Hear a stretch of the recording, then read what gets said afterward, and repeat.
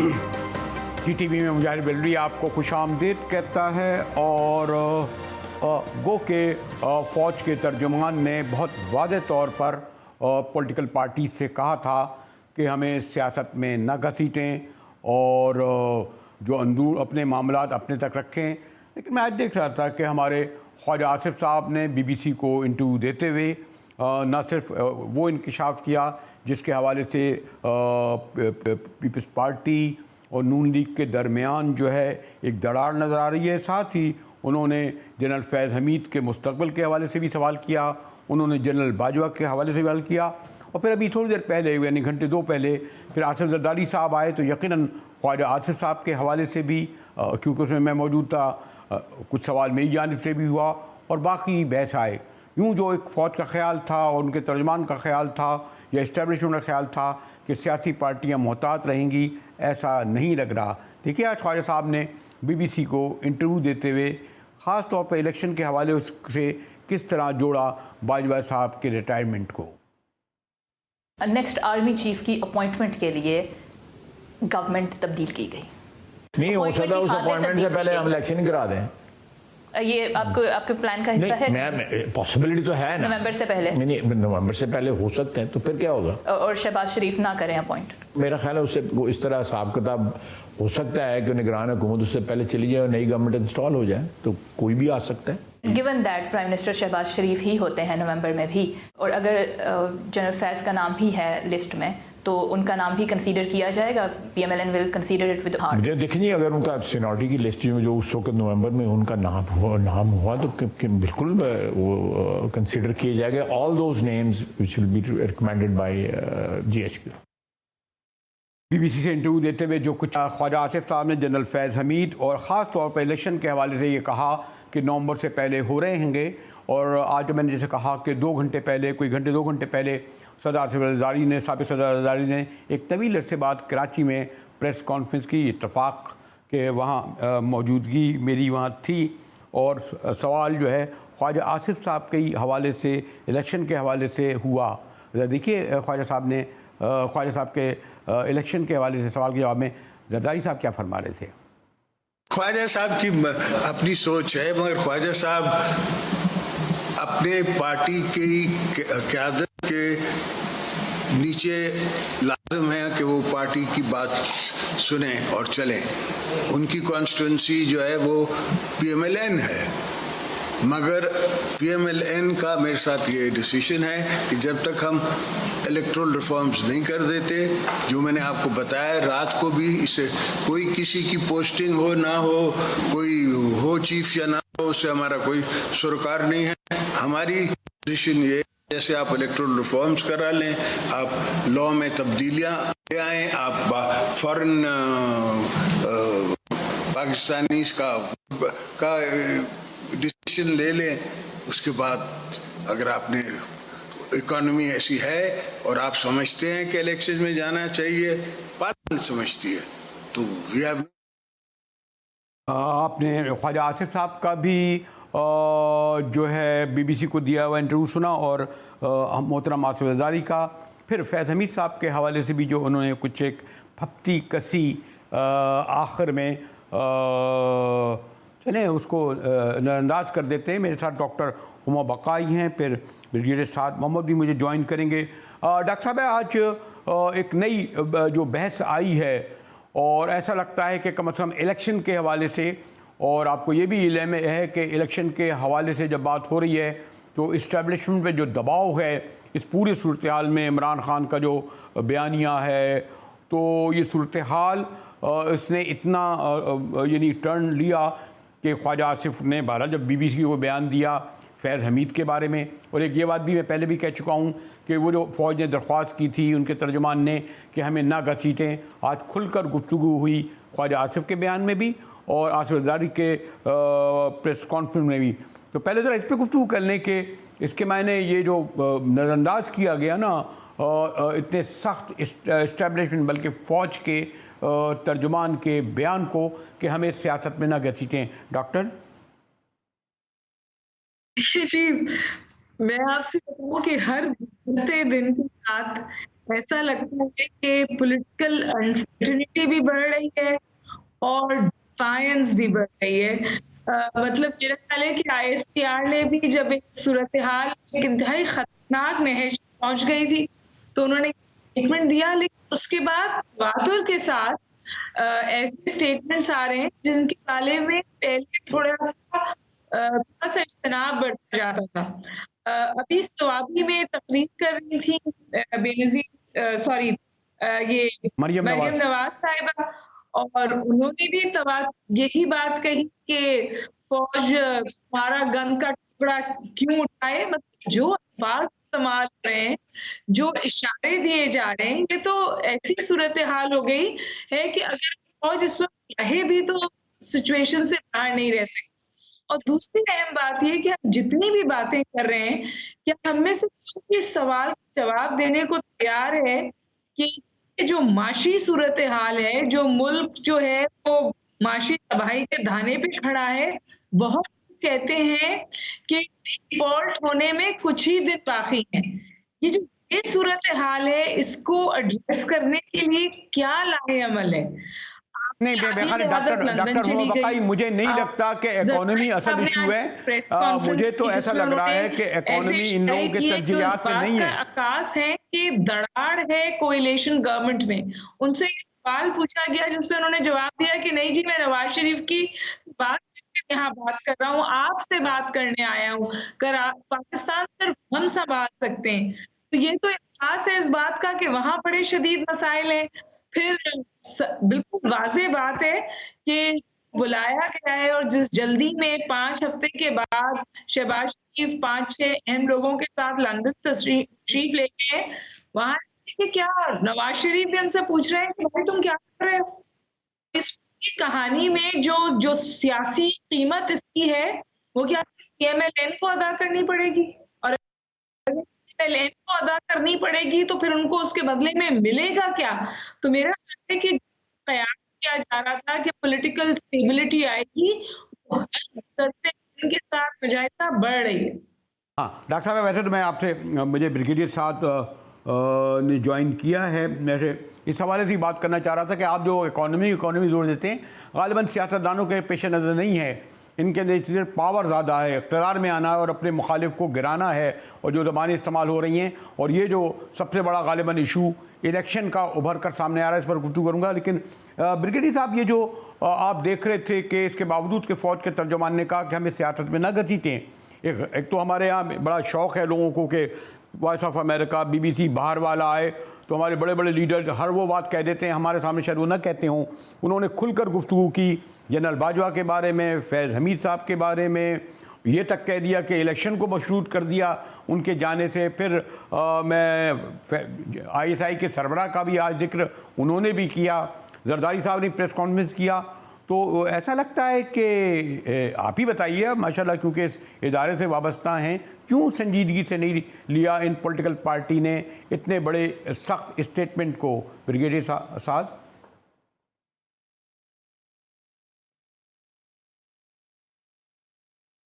Sorry, brigadier साहब तक मुझे नहीं गई। अच्छा डॉक्टर साहब, ये तो मैं आपसे अगर वो जो सवाल का पहला हिस्सा था, यानी मैं नहीं समझता आप जो इकोनॉमी में जोर दे रही थी, असल मसला इलेक्शन का अब तो सामने आ गया है। यानी ऐसा लगता है कि जरदारी साहब किसी सूरत, और उन्होंने कह भी दिया, हम इंतखाबी इस्लाहात के बगैर इलेक्शन की तरफ नहीं जाएंगे। साथ में उन्होंने ये भी शायद अपने कहा कि शाम को, आज रात को मेरी बात हुई थी मियाँ नवाज शरीफ से और मैंने उन्हें समझाया, यही लफ्ज़ शायद उन्होंने इस्तेमाल किया था। और उसके बाद ख्वाजा आसिफ का बयान। तो ये सारा पस मंज़र ऐसा लग रहा है कि मुस्लिम लीग नून में इलेक्शन के सिलसिले में बड़े सीरियस रिजर्वेशन पाए जाते हैं। यानी रिपीट पार्टी कतई इस वक्त नहीं पी जाती, और नून लीग ये समझती है, और शायद इसीलिए तलब किया गया है अपनी पार्टी की क़यादत को। डॉक्टर हुमा। देखिए, पीपल्स पार्टी बावजूद इसके कि वो एक कोएलिशन में है और in some ways behind the scenes drive कर रही है इस पूरी प्रोसेस को, लेकिन उनके ऊपर इसकी कोई कॉस्ट नहीं है। मतलब मेरी जब लोगों से बात होती है तो लोग कह रहे हैं कि देखिए जी, बिलावल भुट्टो साहब फैंटास्टिक नेटवर्किंग कर रहे हैं जिस पोजीशन में वो हैं इस वक्त। जो शाजिया मरी साहिबा हैं वो पैसे बांट रही हैं कंफर्टेबल पोजीशन में। शेरी रहमान साहिबा दरख्त लगवा रही हैं, वो भी बहुत कंफर्टेबल पोजीशन पे है।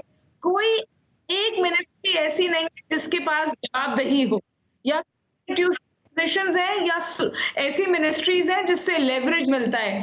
सारे ऐसे काम जिसमें जवाबदेही होनी है वो पीएमएलएन के हिस्से में आ गए, इंक्लूडिंग द फोर्थकमिंग बजट। मेरा नहीं ख्याल मुजाहिद इस वक्त जो सूरत हाल है उसमें आप इकोनॉमी को डिस्काउंट कर सकते हैं। आज देखिए डॉलर का क्या हशर हुआ है, 190 पे डॉलर है जो पाकिस्तान की हिस्ट्री में कभी नहीं हुआ। स्टॉक मार्केट ने क्रैश किया है। श्रीलंका की मिसाल आपके सामने है, हमको अब खौफ आ रहा है। वहां पे ठीक है डॉक्टर साहब, ऐसी एनार्की है जो ट्रिगर हुई है, कहीं से पैसे नहीं मिले, चाइना के पैसे वापस करने। इतनी खतरनाक माशी सूरत हाल पहले कभी नहीं थी। कोई सियासी जमात जो इस वक्त पावर में है वो माशी सूरत हाल को इग्नोर कर कर आगे नहीं बढ़ सकती और पीएमएलएन के ऊपर उसका पूरा मलबा गिरता। ठीक है डॉक्टर साहब, ब्रिगेड साहब ने मुझे ज्वाइन किया। ब्रिगेड साहब अभी सॉरी आप शायद इंटरनेट की प्रॉब्लम हुई, मैं यही सवाल कर रहा था कि इसके बावजूद कितना बहुत ही मैं तो कहूँगा कि सख्त बयान आ चुका था कि फ़ौज को न घसीटें, फ़ौज के बारे में गुफ्तगू ना करें, लेकिन ख्वाजा आसिफ साहब ने आज जो बयान दिया, फैज़ हमीद का भी जिक्र किया, बाजवा यानी जो इलेक्शन को जोड़ दिया बाजवा साहब से, फिर जरदारी साहब ने प्रेस कॉन्फ्रेंस की, तो इसको कोई संजीदगी से नहीं लिया गया। और सॉरी टू से इस तरह शायद हमने पहले नहीं देखा हो कि इस तरह डिस्कशन इतना खुला हो रहा हो, इसके बावजूद के वार्निंग दी गई है। ब्रिगेड साहब ये बिल्कुल, ये आपकी बात सही है। ये बहुत अफसोस की बात है कि जब फौज किसी वक्त के ऊपर मुदाखलत करती है या कि सियासी मामलात में वो दखल अंदाजी करती है, तो फिर भी वहाँ पर लोग जो है वो इसके ऊपर एतराज़ात उठाते हैं। और अभी जब मैं समझता हूँ कि जनरल बाजवा साहब ने वाकई जो है वो सियासी मामलात से वो एक साइड पे हो गए हैं और वो कोई मुदाखलत नहीं कर रहे हैं, और वो चाहते हैं कि जो सियासी मामलात हैं वो सियासी तौर पर इनको हल किया जाए। कानून और आइन जो है वो यहाँ पर पाकिस्तान में नाफिज़ुल अमल है और इसके मुताबिक जो है ये दो पार्टियां हैं वो चलें और हालात का जो है जायजा लें और उसका हल निकालने की कोशिश करें। आपने उसका ख्वाजा आसिफ साहब का जिक्र किया और थोड़ी बहुत मैंने जिक्र उसमें भी देखा, जरदारी साहब ने जो प्रेस कॉन्फ्रेंस में उन्होंने भी एक जिक्र किया जनरल का, 3 स्टार जनरल का, जो अफसोसनाक है। ये हमें नहीं करना चाहिए। मेरे ख्याल में हमें फौज को छोड़ देना चाहिए। जब ISPR ने कह दिया है, जनरल बाजवा ने भी कई दफा ISPR के जरिए ये पैगाम दिया है कि उन्होंने सियासत के अंदर कोई भी मुदाखलत अभी वो नहीं करेंगे और ये सियासी मामलात को जो है वो सियासी तौर पर ही देखा जाए। उसके बावजूद जो है इस किस्म की पार्टियां जो है, और आप देख रहे हैं कि हर तरफ से या तो डायरेक्ट तरकीब हो रही है या डायरेक्ट दावत दी जा रही है फौज को कि वो मुदाखलत करें, और बाय जो है इम्प्लीकेशन जो है वो फौज को उसका जिक्र आता है, इनकी तकारीर में आता है, इनके जलसों में आता है। तो नहीं होना चाहिए, मेरे ख्याल में काफ़ी हो गई है। और इसके बाद फौज को भी चाहिए कि वो मुदाखलत ना करे, और अभी जब उन्होंने ये फैसला कर लिया है तो सियासी पार्टियों को भी चाहिए कि वो फौज को उसका नाम न लें और अपने मामला खुद हल करें। हमारी गुफ्तगू जारी है, अभी इधर चलते हैं एक ब्रेक की तरफ, हाजिर होते हैं मुख्तसर ब्रेक के बाद।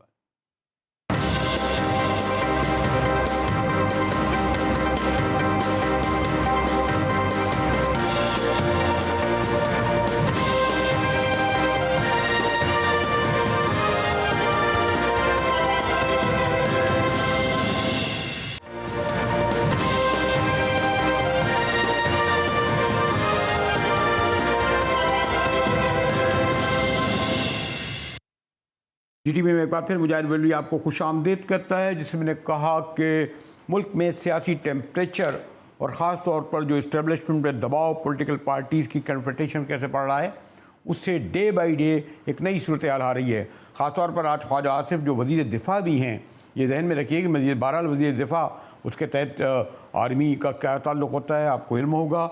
उनका बयान बड़ा वाज़े तौर पर यह है कि इलेक्शन को उन्होंने जनरल बाजवा साहब से जोड़ा, फैज़ हमीद के बारे में भी गुफ्तगू हुई थी फिर जरदारी साहब ने गुफ्तगू की। हमारे साथ डॉक्टर हुमा बकाई और मतीन हैदर साहब ब्यूरो चीफ मौजूद थे।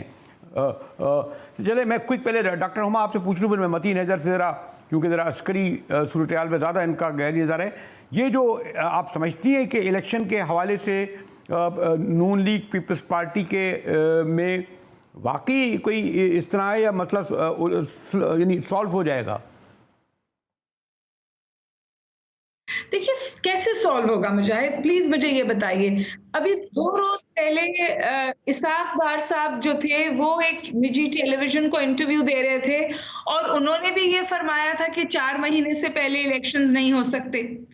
अभी जब सवाबी में मरियम बीबी तकरीर कर रही थी तो वो तो ये फरमा रही थी कि 1-2 साल लगेंगे सूरत हाल को ठीक करने के लिए। तो मेरा ख्याल है कि कहीं कोई कंसेंसस है ही नहीं, पीएमएलएन के अंदर कोई कंसेंसस नहीं है। एक और थॉट ये है कि जो बुलाया गया है शहबाज शरीफ को, वो इसलिए बुलाया गया है कि भाई आप ये कॉस्ट मत उठाएं और आप इलेक्शंस की तरफ चले जाएं। पीपल्स पार्टी कंफर्टेबल पोजीशन में, वो जल्द इलेक्शंस में नहीं जाना चाहती, लेकिन नवाज पीएमएलएन में बड़ा शदीद डिवाइड है। और आप देखिए, आपने भी शायद मेरे शो पे ये फरमाया था कि ये जो प्रेशर है इमरान खान साहब का, ये पोस्ट ईद बहुत बढ़ेगा। उन्होंने रमजान में भी तवातुर के साथ ये प्रेशर रखा है और अब वो पोस्ट ईद उसको बढ़ाएंगे। पंजाब कॉन्स्टिट्यूशन क्राइसिस तो रिजॉल्व नहीं होगा, तो कोई ऑप्शन नहीं है इसके कि इलेक्शंस में जाए, लेकिन इलेक्शंस में जाने के लिए जो कंसेंसस चाहिए वो मौजूद नहीं, और उसके ऊपर मईशत की तलवार, बजट की तलवार, ये सब लटक रही है। ठीक है डॉक्टर साहब, मैं सॉरी नदीम, मतीन साहब से लाइन कट गई है। अगर मैं इसको ज़रा और आगे बढ़कर आपसे ये कहूँ कि आप समझती हैं कि जो इस्टेब्लिशमेंट ने बहरहाल कोशिश की थी कि इस पूरी सूरत हाल को, और उस वक्त गालिबन प्राइम मिनिस्टर इमरान खान ने, साबिक़ा ने एक अच्छा फ़ैसला आखिर में कर दिया कि वो चले गए घर, और अगर खुदा ना करे वो अगर ज़्यादा आगे बढ़ते तो और ज़्यादा सूरत हाल संगीन होती। लेकिन मुझे ऐसा लगता है कि जो उनसे कुछ यकीन दहानियाँ कराई गई होंगी, कुछ बातें हुई होंगी, आज जो बरहम नज़र आ रहे हैं उसका ये भी सबब है। और फिर ख़ास तौर पर मैंने कहा कि ख्वाजा आसिफ साहब का ये बयान फिर एक बार फिर वो घसीट लाए, बाकायदा नाम लेकर जनरल बाजवा और फैज़ हमीद का। देखिए इमरान खान साहब खुशी से तो नहीं गए। इमरान खान साहब उस वक्त गए जब वो कुछ और कर नहीं सकते थे, और वो उस तरह की कॉन्फ्रंटेशन में अगर जाते तो फिर उनके लिए बहुत नुकसानदेह होता।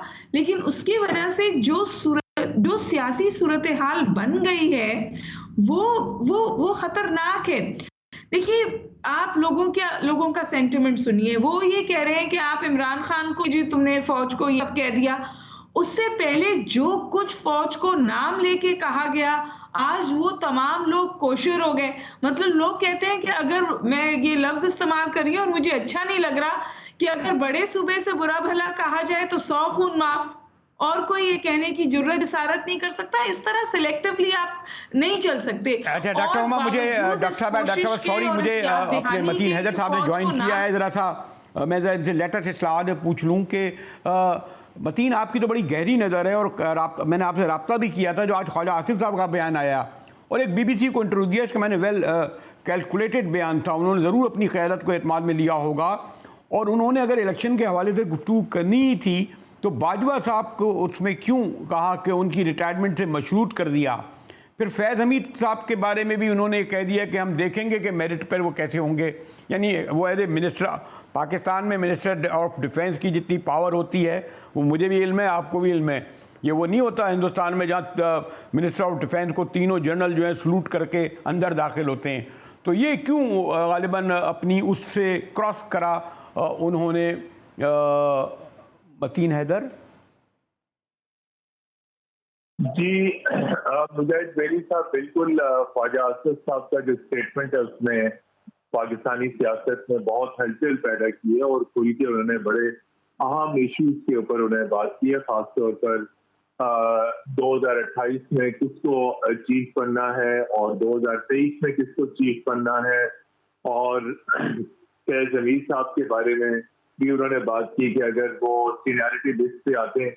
मैं अभी जो डॉक्टर हुमा बगाई भी बात कर रही थी पॉलिटिकल सिस्टम की, वहां से मैं शुरू करूंगा। इस वक्त पाकिस्तान के अंदर सियासी निजाम बिल्कुल मफलूज और खत्म हो चुका है। बिल्कुल जिस तरीके से आप देख रहे हैं सिचुएशन इस्लामाबाद से लाहौर और लाहौर से west of the country, politically इस वक्त पाकिस्तान में निजाम बिल्कुल जिसे कहते हैं कोलैप्स हो चुका है। और ये अजीबो गरीब किस्म की पाकिस्तान की पॉलिटिकल हिस्ट्री में पहली मरतबा डेवलपमेंट हो रही है कि सिटिंग पार्लियामेंट रेजोल्यूशन पास कर रही है प्रेसिडेंट के खिलाफ। वजीर दफा आपने बिल्कुल सही कहा कि वो जो है अपनी लीडरशिप से परमिशन दिए बगैर इंतहाई सेंसिटिव मामला के ऊपर बातचीत कर रहे हैं, और वो नए आर्मी चीफ के ऊपर बात कर रहे हैं, और वो जनरल फैज हमीद के ऊपर वो बात कर रहे हैं। आया बिल्कुल आपने सही कहा कि उन्होंने लीडरशिप से परमिशन दी, उन्होंने इलेक्शन के ऊपर बात की, उन्होंने ये तमाम तर चीजें की। तो मैं ये समझता हूँ कि ये बहुत प्री मेच्योर स्टेटमेंट है। इससे मैंने आपका भी एनालिसिस सुना था। बिल्कुल लीडरशिप को, इस करंट लीडरशिप को ख्वाजा आसद के स्टेटमेंट का नोटिस लेना चाहिए। ये बिल्कुल नामुनासिब उन्होंने जो बातें की हैं वो, क्योंकि मुल्क इस वक्त मुजाहिद साहब ऑलरेडी इस वक्त इंतहाई बेयकीनी किसी सूरत हाल से गुजर रहा है। Political already, national security, foreign policy and top of all the economy. तो इस सारी सिचुएशन का जो फायदा उठा रहे हैं वो इमरान खान साहब उठा रहे हैं। ये इस किस्म के statements Khawaja Asif and company दे के मजीद स्पेस प्रोवाइड कर रहे हैं वो इमरान खान को, जो ऑलरेडी जारियाना दाल से अपनी विकेट के ऊपर इस वक्त वो खेल रहे हैं। जी, मतीन अगर यहाँ तक आए हैं तो मैं एक और एक बात की सॉरी टू से मुझे अच्छा नहीं लगी कि डॉक्टर साहब आपको इल्म है कि हमें तवातुर से एडवाइस दी जाती है कि फ़लाँ का नाम नहीं ले जाए, फ़लाँ इशू पर गुफ्तगू नहीं की जाए। तो और ये कोई सॉरी कहने में हर्ज नहीं है कि फौजी हमारी जो पॉलिटिकल लीडरशिप की एक सतह पर मिलिट्री इस्टेब्लिशमेंट ताल्लुकात भी होते हैं जो होने भी चाहिए और वो छुपाते भी नहीं हैं। तो ये क्या जो अभी इन्हें ये एडवाइस नहीं होगी जब और जो एडवाइस तो ब्लैक एंड वाइट में सुर्खियों के साथ आई कि हमें आप ना घसीटें, उसके 48 घंटे बाद से आई नहीं सूखी कि आज हम आप डिस्कस कर रहे हैं। तो फिर हमें डिस्कस करना पड़ता है ना, जब ऑन एयर लाइव जब नाम लेकर जनरलों के गुफ्तगू की जाए और उन्हें कोड अनकोड किया जाए। डॉक्टर हुमा। मुजाहिद बरेलवी साहब, मैं बहुत मौदबाना आपसे गुजारिश कर रही हूं कि ये बहस नाम लेने से आगे चली गई है। पाकिस्तान की रियासत इस वक्त बगैर हुकूमत के है, पैरालिसिस है, और ऐसा पैरालिसिस है जिससे बहुत शदीद रियासती नुकसान हो सकता है। There is no government in Punjab. जो आपकी सेंटर में हुकूमत है वो है ही नहीं। ये 5 हफ्तों में एक फैसला नहीं कर सके हैं, 1 टका नहीं ला सके हैं, और जो माशी मेल्टडाउन है उससे मैं दोबारा गुजारिश कर रही हूं, शदीद रियासती नुकसान हो सकता है। ये बहस अब ये नहीं है कि किसी का नाम लिया जाए या ना लिया जाए, बहस ये है कि क्या ये मुल्क इस वक्त चल भी रहा है या नहीं। क्या हम इस सवाल का जवाब दे सकते हैं या नहीं? मैं तो ये सवाल उठाना चाहती हूँ। चले मैं मतीन हैदर से ये सवाल कर लेता हूँ। आप जो सवाल उठा रही हैं मतीन हैदर, आप बहुत बाखबर आदमी हैं। जो डॉक्टर साहबा ने सवाल उठाया और आप तो इस्लामाबाद में होते हैं, ये कितना अहम सवाल डॉक्टर साहबा का है? जी बिल्कुल, मैं डॉक्टर उमा बगाई साहबा के इस नुक्ते की बिल्कुल वेरीडेट करता हूँ। इस वक्त जो मर्कज़ में मौजूद हुकूमत है वो बिल्कुल एक बेयकीनी की कैफियत का शिकार है। बिल्कुल उन्होंने सही कहा, कोई डिसीजन नहीं हो रहे, ब्यूरोक्रेसी ने अभी तक काम करना शुरू नहीं किया, किसी किस्म का पॉलिसी एडवाइस नहीं हुआ। माल सिवाय चीनी की कीमतें और गंदम और इन चीजों के ऊपर उन्होंने जो 2-4 डायरेक्टर जारी किए हैं, जो जिस तरफ इशारा उन्होंने किया फॉरेन पॉलिसी की तरफ, बिल्कुल कि ये मुत्तहदा अरब अमारात की गए, सऊदी अरब की गए, वहां से भी कुछ नहीं मिला, और IMF की जो बातचीत करके आए उस बातचीत को इसहाकदार और नवाज शरीफ ने डिसऑन कर दिया कि आप इन टर्म्स एंड कंडीशंस के ऊपर आप अगला बजट पेश नहीं कर सकते। तो बिल्कुल डॉक्टर उमा बगाई सही कह रही है कि इस वक्त आपको गवर्नमेंट नहीं नजर आ रही सेंटर में, पंजाब में, और उसके बाद जो गवर्नेंस का जो क्राइसिस है वो ऑलरेडी आपके सामने है कि पंजाब में इस वक्त गवर्नर नहीं है। पिछले गवर्नर को फेडरल गवर्नमेंट अपने तौर पे डिसमिस कर चुकी है, लेकिन टॉप ऑफ द लिस्ट इस वक्त जो चीज है वो इकोनॉमी और आपकी फॉरेन पॉलिसी है। बिलावल भुट्टो जा रहे हैं 18 मई को। देखें वो किन इश्यूज के ऊपर बात करते हैं। क्या वो directly being Pakistan People's Party के चेयरमैन के वो अमरीकी वज़ीर ख़ारजा के साथ बातचीत करेंगे। और आपके प्रोग्राम में आज मैं बताऊं, नाम मेरे ही ले सकता, आज एक इंतहाई अहम ओहदेदार हुकूमत के वाशिंगटन में दौरा मुकम्मल करके वो पाकिस्तान वापस आ रहे हैं। उनके दौरे को इंतहाई लो प्रोफाइल रखा गया है और इंतहाई अहम बातचीत हुई है। एक आला हुकाम से वाशिंगटन में 5 दिन उन्होंने दौरा किया, उसके फौरन बाद बिलावल भुट्टो का जाना, तो ये बहुत सिग्निफिकेंट है। किंग टर्म्स के ऊपर पाकिस्तान। जी डॉक्टर हुमा बकाई, मतीन हैदर, जैसे मैंने कहा कि सूरत हाल को इंतहाई संगीन, हसास, और डॉक्टर साहब का तो कहना है कि बात उससे ज़्यादा बढ़ गई है नामों से। शुक्रिया डॉक्टर हुमा बकाई, डॉक्टर मतीन हैदर। मिलते हैं एक ब्रेक के बाद, हमारे साथ रहिएगा।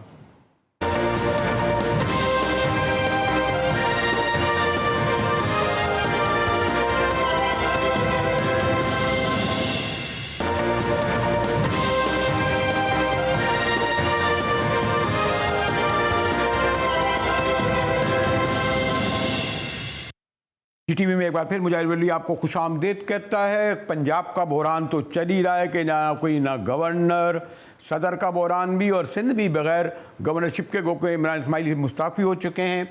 और नसीन जलील साहिबा जो MKM की हैं, उन पर एक इत्तफाक भी राय हुई हो चुका है।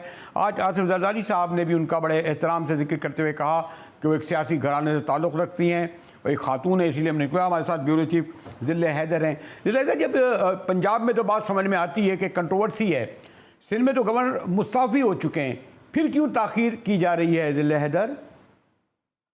जी देखिए, ताख़ीर की वजह जो है वो इस वक्त जो है सदर पाकिस्तान से रोका है करने की जो है वो भी इतलात हमारे पास आ रही है। नसीम जलील एक सीनियर जो है वो सियासी शख्सियत है और काफ़ी असर रखता है, न सिर्फ कराची की हद तक बल्कि पाकिस्तान की सियासत में उन्होंने कई हुकूमतों के नशेब व फराज देखे हैं, इक़्तिदार में आते देखा है, अपोजिशन में बैठते लोगों को देखा है। लेकिन इस दफ़ा उनकी समझी जो है वो रोकना जो है वो समझ से बाला तर है। जबकि जब उनका नाम फॉरवर्ड किया गया था तो उस दौरान कई सियासी शख्सियात ने और उनके सरबराहान ने जो है वो मुबारकबाद भी दी थी नसीम जलील को।